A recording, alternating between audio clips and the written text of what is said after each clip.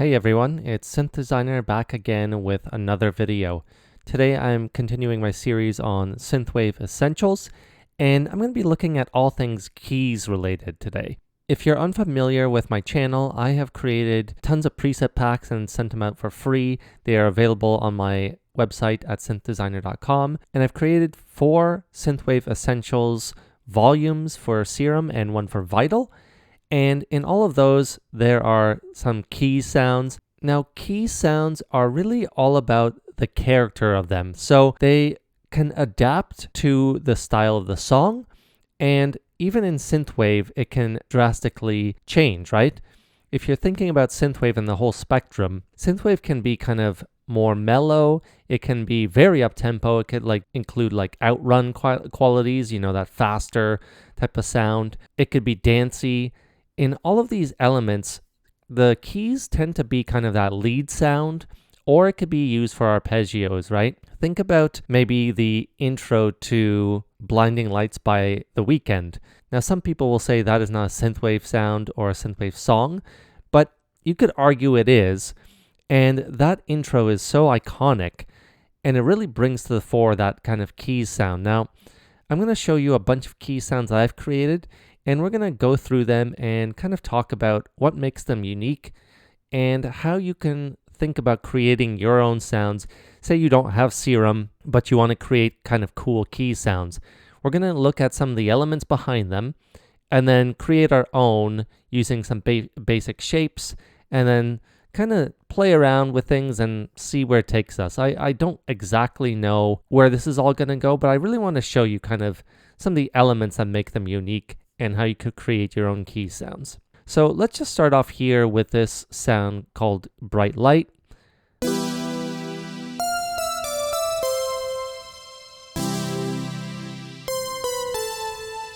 So you can see here, it is off of Synthwave Essentials Volume 1. Again, you could go to synthdesigner.com and download this preset pack for free. So this sound here, as we can see just by clicking a note here, let's start with the obvious elements of the oscillators here. We have a little bit of a sub here. Then we have this basic shape. It's kind of a sine wave, slightly different. So these two are playing together. Not much sound added here other than that kind of low end. This is where it really gets that character. This kind of wobbling kind of saw wave here, as you see. But just having this would be kind of boring. As you can see here, I use this warp menu here to create a bend plus minus, and if you have Vital, you could do the same thing. It's really just kind of giving it some differentiation here. So I've done it through the LFO here. As you can see, both envelopes here are kind of plucky envelopes, and that is part of the element of a key sound as well. You don't want a fully sustained sound. That's for pads.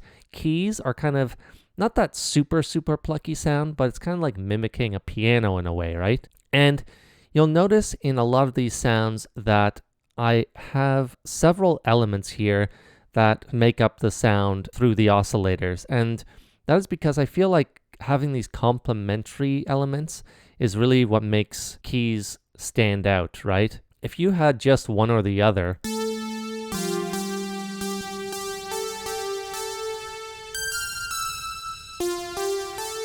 this works too, but it's a little thin, I think. This kind of adds just a little bit of that depth to it as well. Now this bend plus minus is really working hard at creating that differentiation here, that kind of movement, as well as this fine knob here and here through this LFO. You want a little bit of movement as well in the fine tuning. The effects here is also giving it a lot of different quality. I have the reverb, delay, and some compression. The compression is the over-the-top compression. I think if you turn this off, this works as well.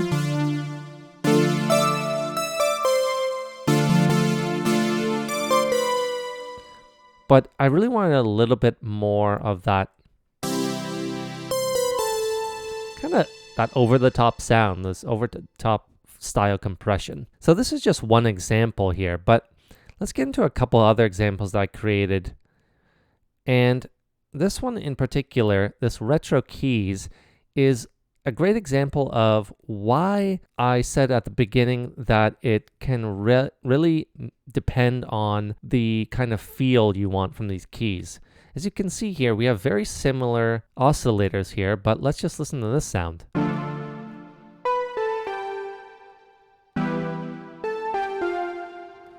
As you can hear, it's really differentiated by kind of that retro quality. And how do we get that? So first, the envelopes are obviously different here. Only acting on this one envelope. It's not opening up this cutoff here.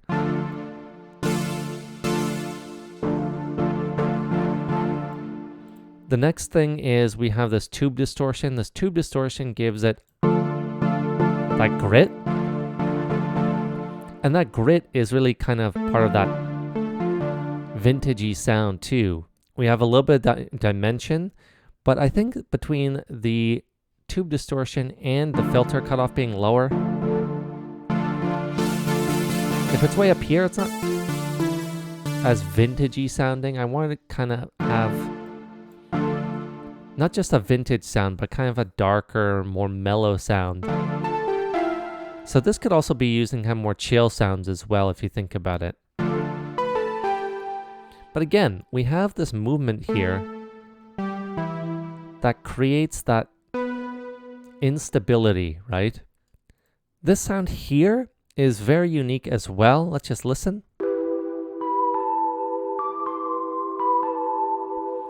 This one, I wanted to even be more retro type of sound. And again, with these LFOs is what you could create some of these movements here. This envelope is also different. It's a little bit more sustained, but it has that plucky quality to it as well if you wanted to have it. You can hear as well this noise is creating and adding to that vintage sound as well. Effects similar to before, but we're not adding any distortion. Some basic chorus, delay, reverb, taking out some of those lows here.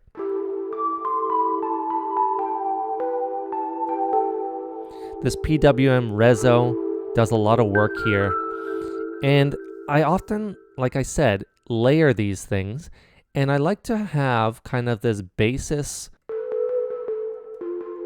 of a sound here with this kind of basic sound or basic shape, and then I add, as you can hear, a pretty unique sound here.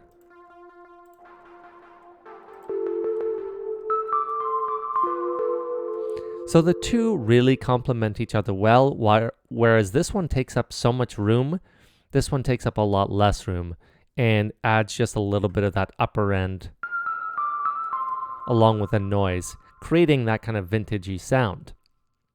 Now going back to a brighter sound here with this one.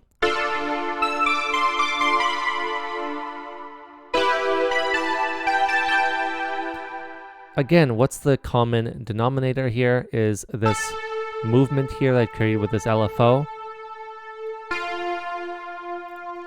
And once again, these envelopes, not quite plucky, not quite sustained. This noise level kind of jumping up with this envelope. Effects, once again, created with some basic hyper, chorus, delay, reverb, and I'm boosting up some of these highs.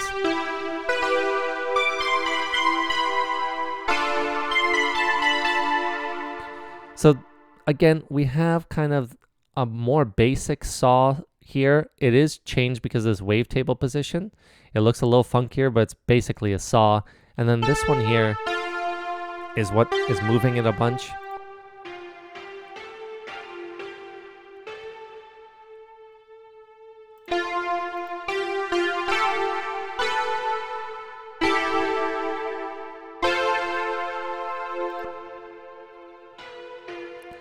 So I'm creating kind of that complementary factor to it. So let's just create our own here, and we'll start off with some basic shapes here. Let's go with just up the unison of these a little bit. We'll keep this one down. So we're going to just up it to about 5 here. We're going to obviously put on a filter here. Again, we're going to go down to our envelopes. Let's just set up the whole shape first, and then we'll think about the oscillators. So we'll have both our first and second envelope similar. The second envelope will open things up. So then we're going to just do this.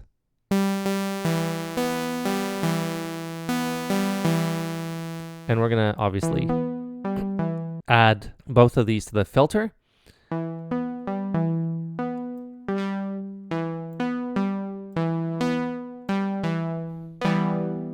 Add a little bit of drive. So now let's just think about this. So we have this one as our basis. Let's maybe move this one up an octave. I'm going to maybe up the sustain just a touch. And up the decay a little bit too. Getting a little bit more of a full sound here. And then we're going to look for something more interesting here. Maybe find something like this.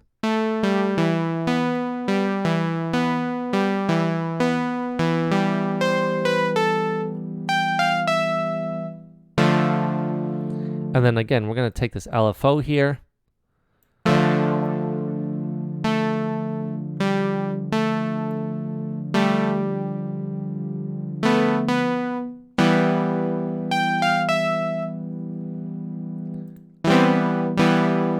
And we're going to also take this into account for the fine tune.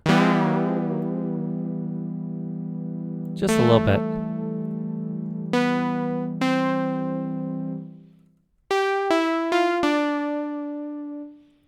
Now that we have that, let's set up some effects here and see how we can create some more interesting sounds here. So we're going to just take down some of these lows.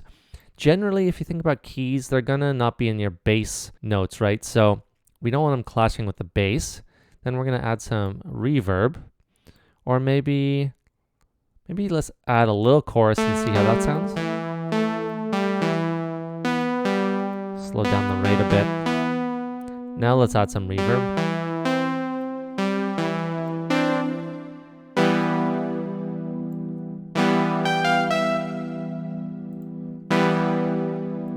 Let's up this envelope 1 as well, the decay here.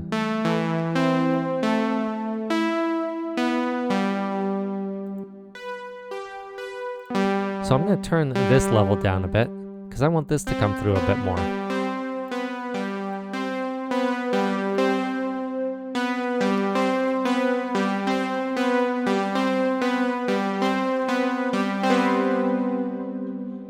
Now we're getting somewhere as well. And we can even play around with this, maybe do a bend plus minus.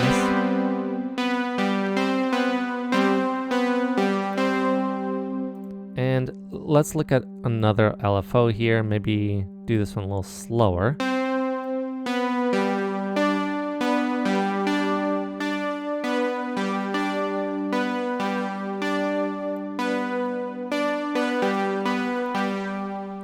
Maybe we can add a little bit more dimension to it.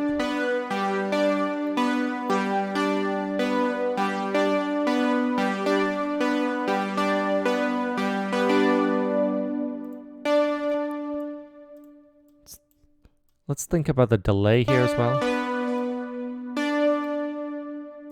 Not too much feedback. Ping pong it a little bit.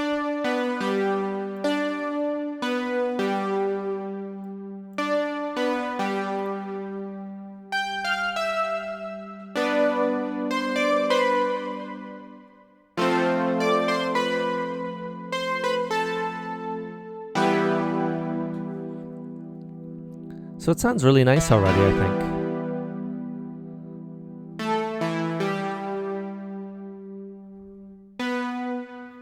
And of course, we can up the cutoff.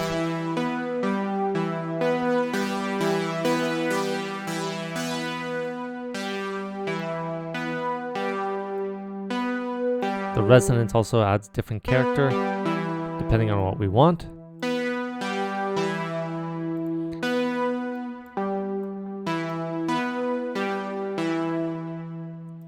We can also change how the envelope opens things up.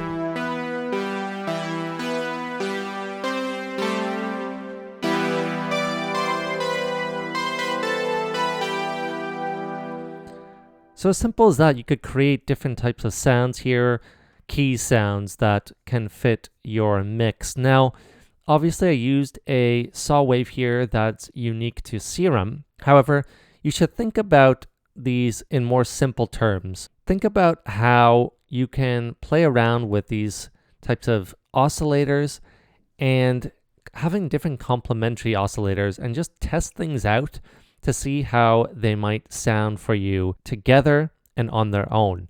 Remember, there's no hard and fast rules here. It's really about a few basic things.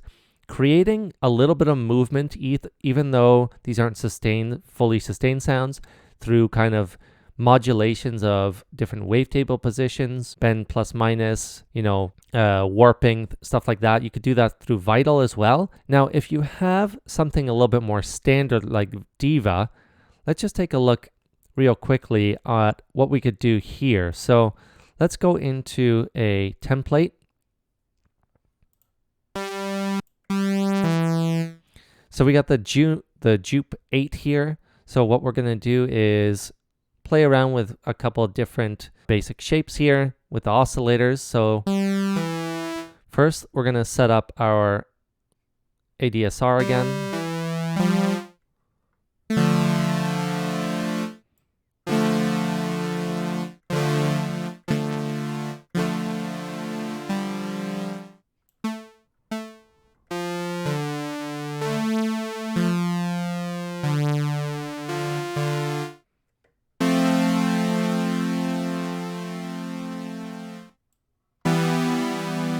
So we got it set up here, and what we're going to do is obviously up the envelope as well. So we're going to turn the cutoff down.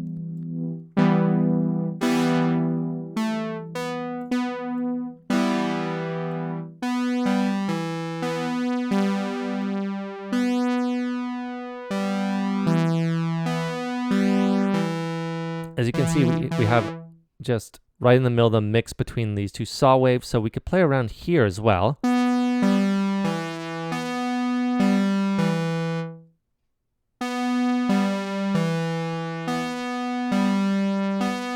Take out some of those lows.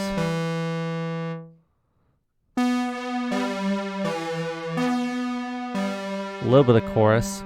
Here we can stack the voices a little bit more.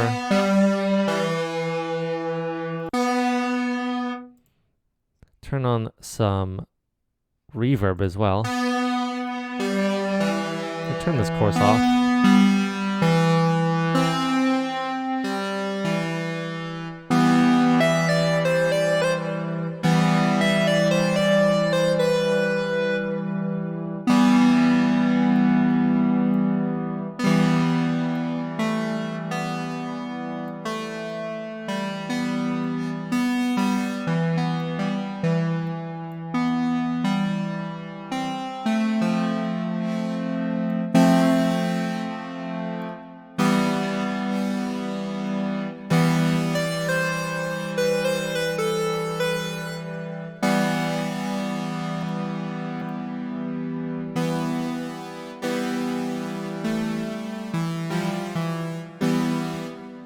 Took out that pulse wave.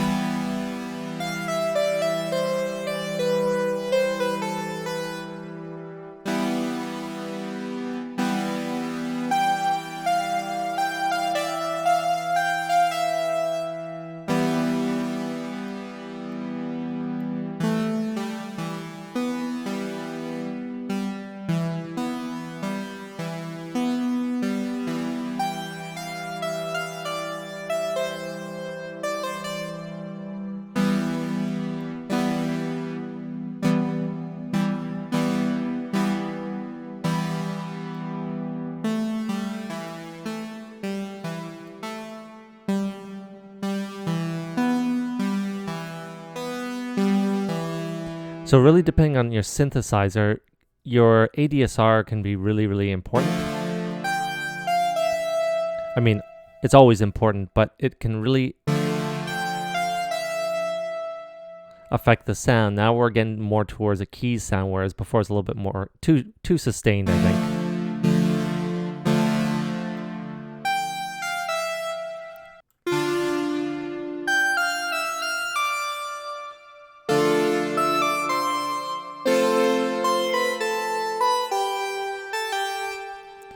You can even turn up some vibrato here.